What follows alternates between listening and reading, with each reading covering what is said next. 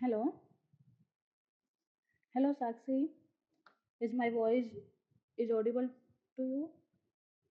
Yes, साक्षी आपने camera on किया है, बताइए क्या इसमें आपको प्रॉब्लम है, डाउट बताइए। Hello? आप है correct order of boiling point of the given compound, Yes, ma'am. Right? Yes, ma'am. Okay ji Sakshi, आपने बॉइलिंग पॉइंट का करेक्ट ऑर्डर बताना है। तो यू हैव 4 ऑप्शंस, ठीक Hmm. है? Okay ji, you have the carbon chain with 1 2 3 4 carbons chain. Hmm. Okay, so firstly Sakshi, I want to ask from you, uh, which option according to you is right? Ma'am, option देखो, I number. will explain it to you in a minute, but first your opinion is very important to me. Ma'am, If you have any approach to this yes, ma'am. question, you can tell me. Ma'am, option number B.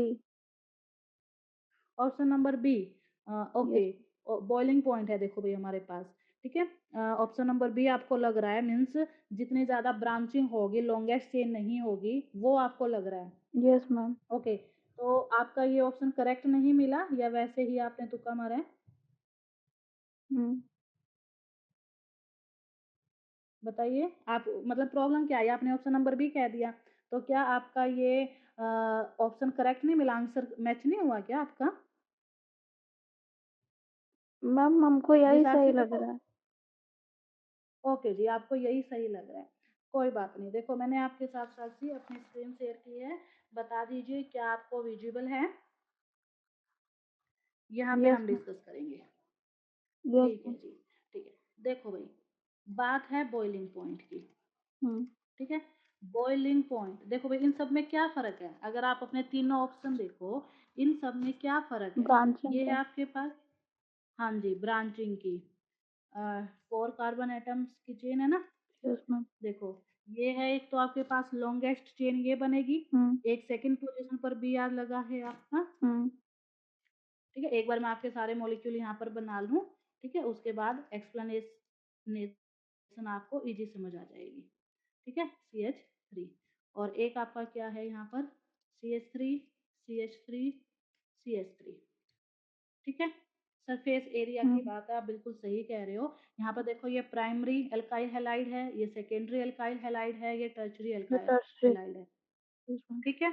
Okay जी, आप इतना समझ गए। अब मैं आपको ये बता रही थी, देखो, जो बॉइलिंग पॉइंट होता है साक्षी, ठीक है, वो वो inversely डिपेंड proportional होता करता है है branching. सरफेस एरिया पे, ठीक है। Yes, ma'am. Boiling point depend करता है सरफेस एरिया पे, ठीक है। Hmm. कैसे डिपेंड करता है? कैसे डिपेंड करता है? अगर सरफेस एरिया डिक्रीज हो जाता है, एस ए लिख दूं मैं सरफेस एरिया को।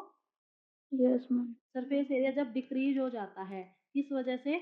ड्यू टू ब्रांचिंग, ब्रांचिंग की वजह से, ठीक है। जब ब्रांचिंग हो जाती है तो सरफेस एरिया डिक्रीज हो जाता है, ठीक है, जिसकी Hmm. वजह से डिक्रीज इन अट्रैक्शन भी हो जाता है। जो मोलिकुलर फोर्सेस हैं आपस में, मोलिक्यूल मोलिक्यूल के बीच में फोर्स होते हैं, वो भी क्या हो जाते हैं? Hmm. डिक्रीज हो जाते हैं, ठीक है। तो इस वजह से हमारा बॉइलिंग पॉइंट भी क्या हो जाता है? डिक्रीज हो जाता है। बताओ, बॉइलिंग पॉइंट का क्या मतलब होता है? बॉइलिंग पॉइंट में कोई भी लिक्विड गैसेस फॉर्म में जाता है, Yes, एंड ma'am. आपको पता होगा, गैसियस की प्रॉपर्टी होती है, एक मॉलिक्यूल का दूसरे मॉलिक्यूल के साथ कोई भी अट्रैक्शन रिपल्सन नहीं रहता। Hmm. गैसियस स्टेट में सारे मॉलिक्यूल अलग अलग अपनी रैंडम घूमते हैं, ये प्रॉपर्टी होती है ना। Yes, ma'am. ओके जी, तो गैसेस की ये प्रॉपर्टी होती है, सारे मॉलिक्यूल रैंडम घूमते हैं, आपस में कोई इंटरेक्शन नहीं। जितना, अब आपको पता है स्फेरिकल का क्या माना जाता है? सबसे स्मॉल एरिया माना जाता है, Hmm. स्मॉल सरफेस जी. एरिया।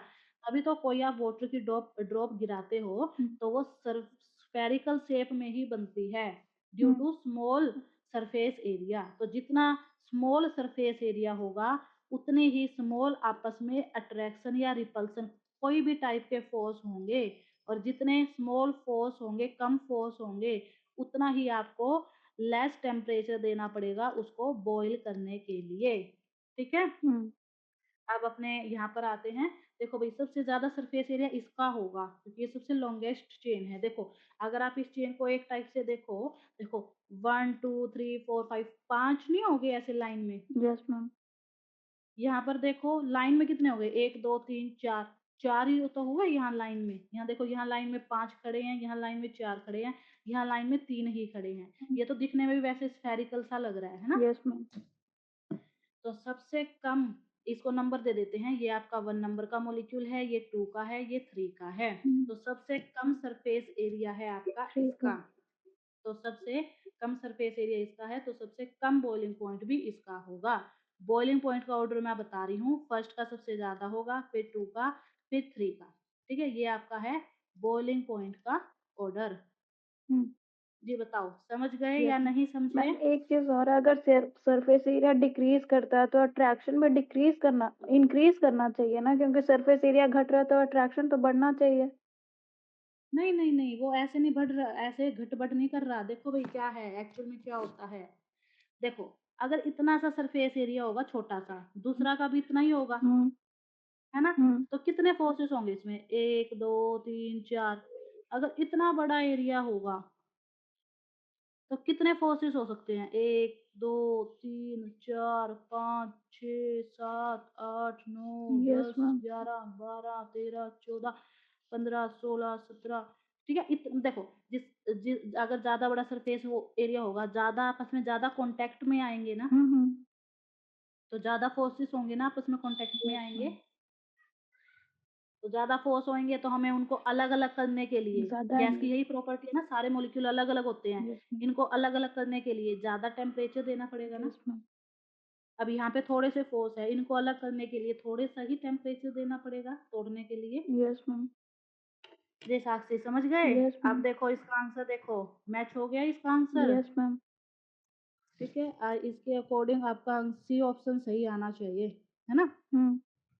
ओके जी साक्षी, आपको अच्छे से समझ आ गया हो, तो प्लीज़ अच्छी सी रेटिंग देना and have a nice day nice evening Sakshi. Thank you ma'am.